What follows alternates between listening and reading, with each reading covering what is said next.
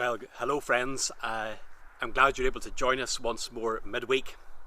I wanted, just before I would go off for some holiday time, to share with you a message that actually we watched in our in-person midweek in the church hall a few weeks ago. It comes from the moderator of the Presbyterian Church in Ireland, the Reverend Dr. David Bruce.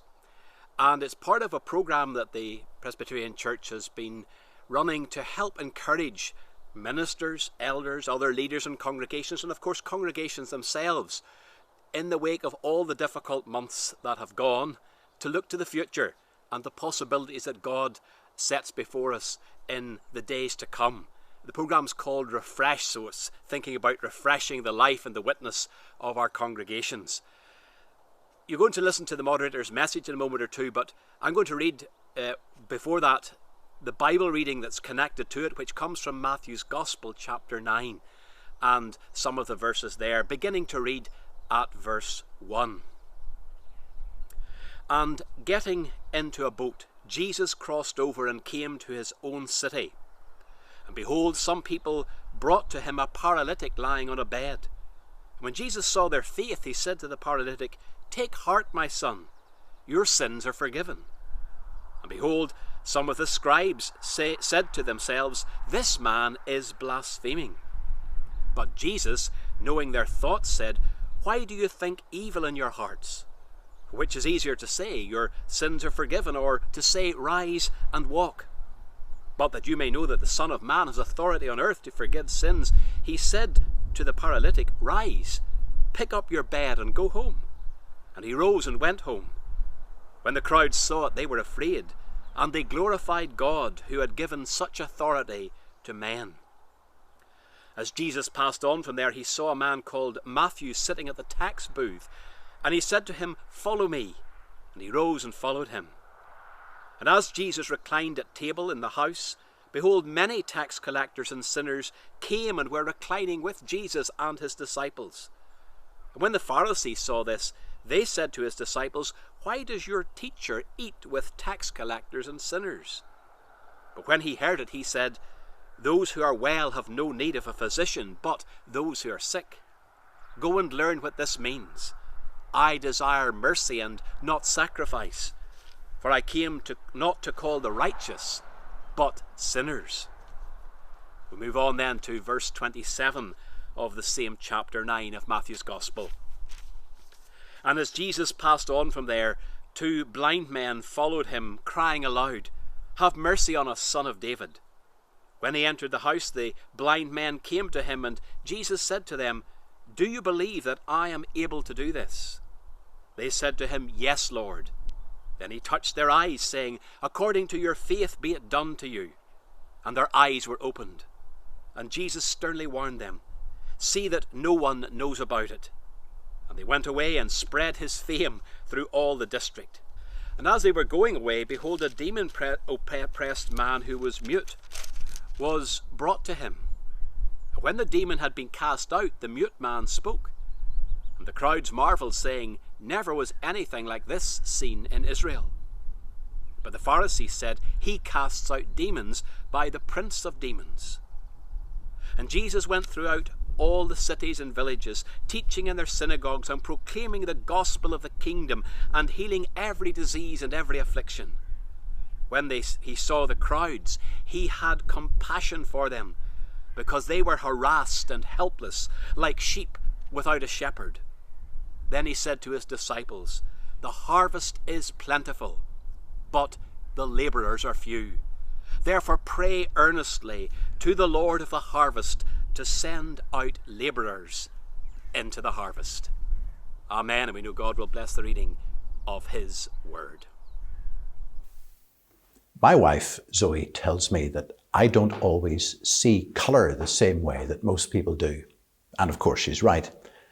Now, I don't think I'm colourblind, but somehow I can't make the connection between what colours go well together and which colours clash horribly.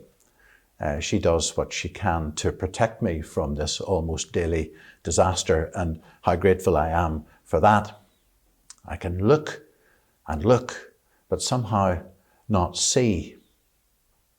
Let's look and see what Jesus said and the encounter that he had with the crowds in Matthew chapter 9, verse 36. When he saw the crowds, he had compassion on them because they were harassed and helpless like sheep without a shepherd. Then he said to his disciples, "The harvest is plentiful, but the workers are few. Ask the Lord of the harvest, therefore, to send out workers into his harvest field."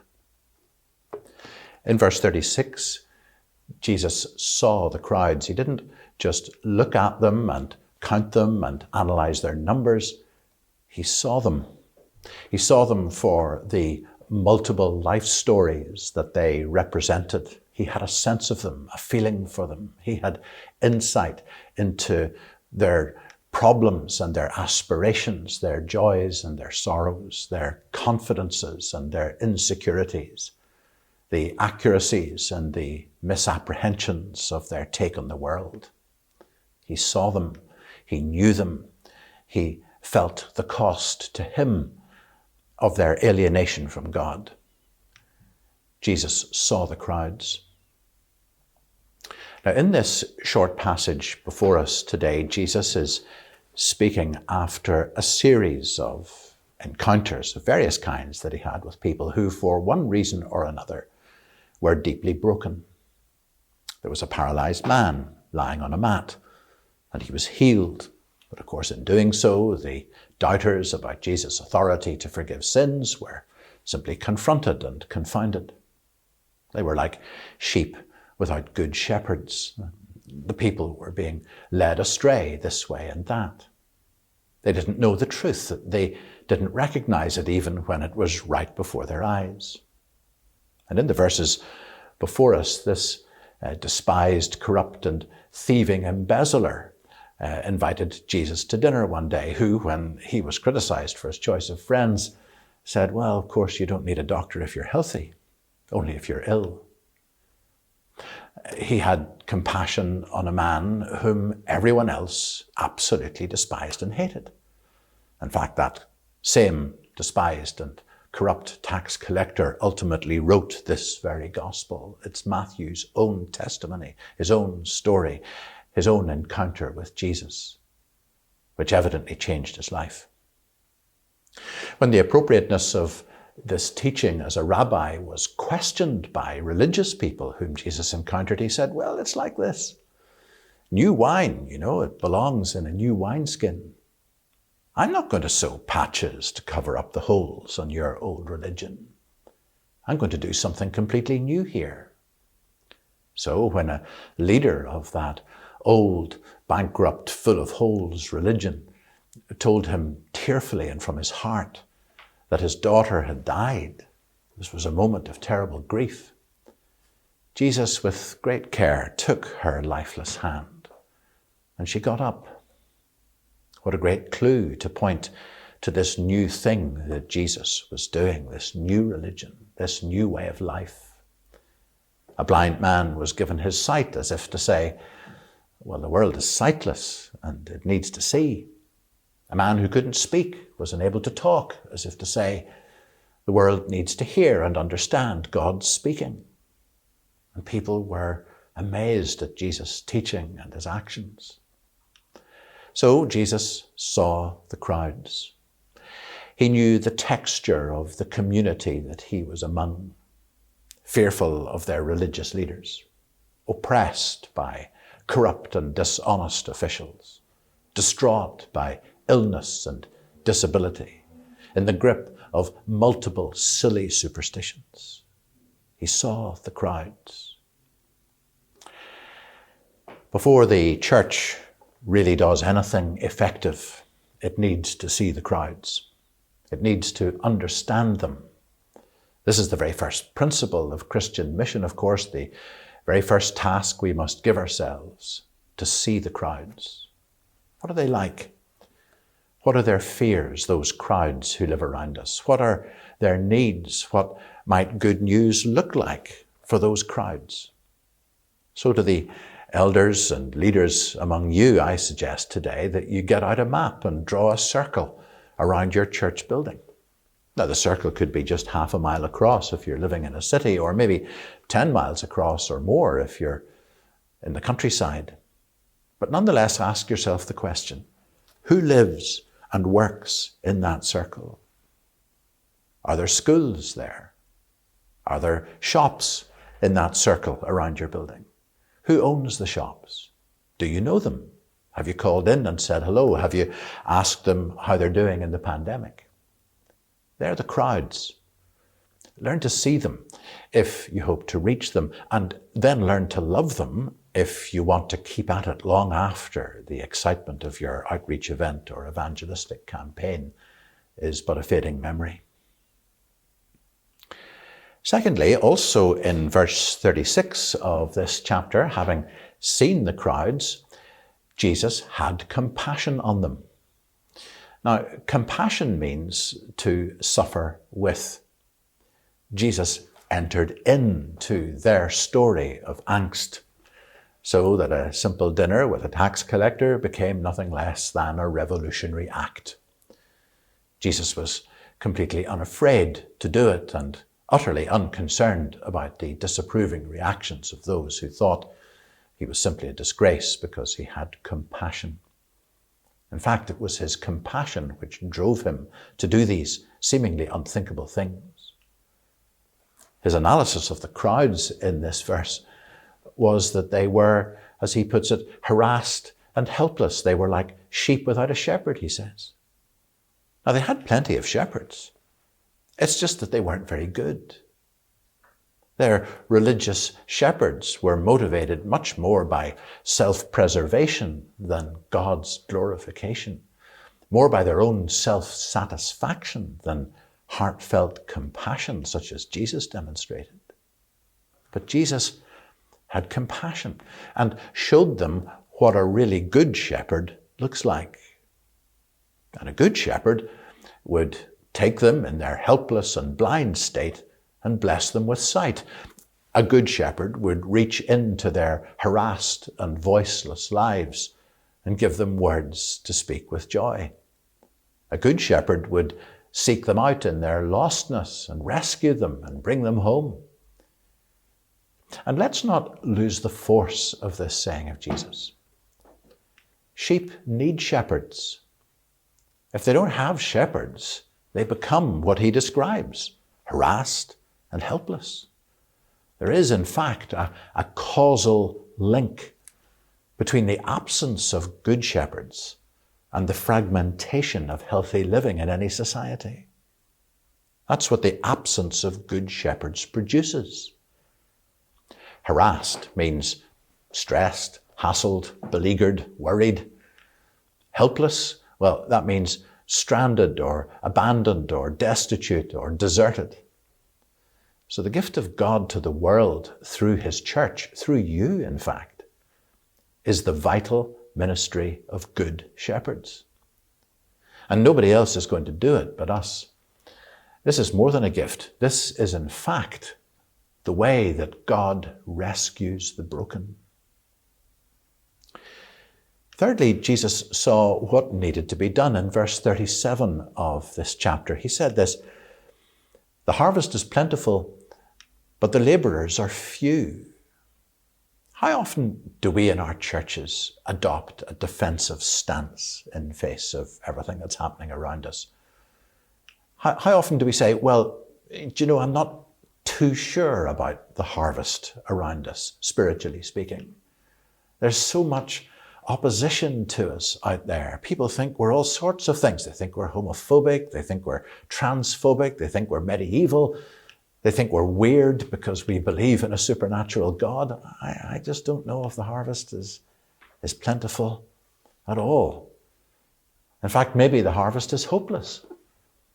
So any laborers that we have the capacity to find and to push out, well, maybe they would be better off used in here looking after us, not out there looking after them. Now, of course, we understand why some of us might think that way. And it's because we feel that way. And we feel that way because It's just a relentless and constant message that we get bombarded with. But please understand this. This is neither what Jesus said nor did. The harvest is plentiful, he said, if there's sin around us. The harvest is plentiful if people are broken around us.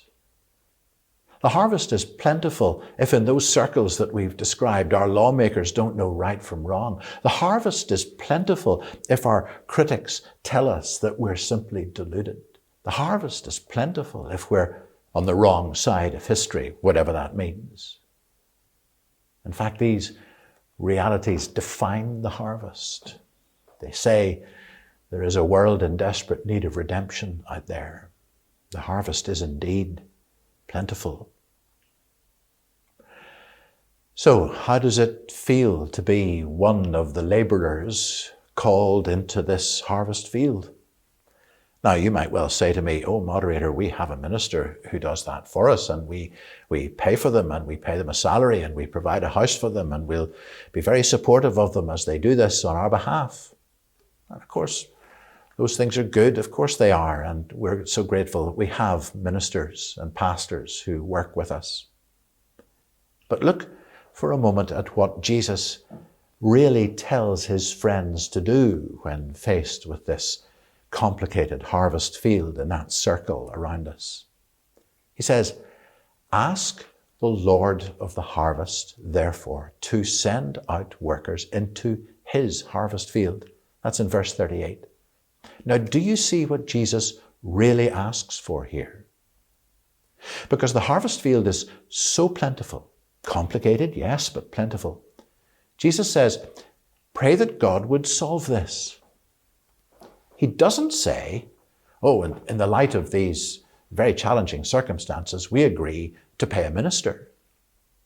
He says, ask the Lord of the harvest to send out workers into his harvest field.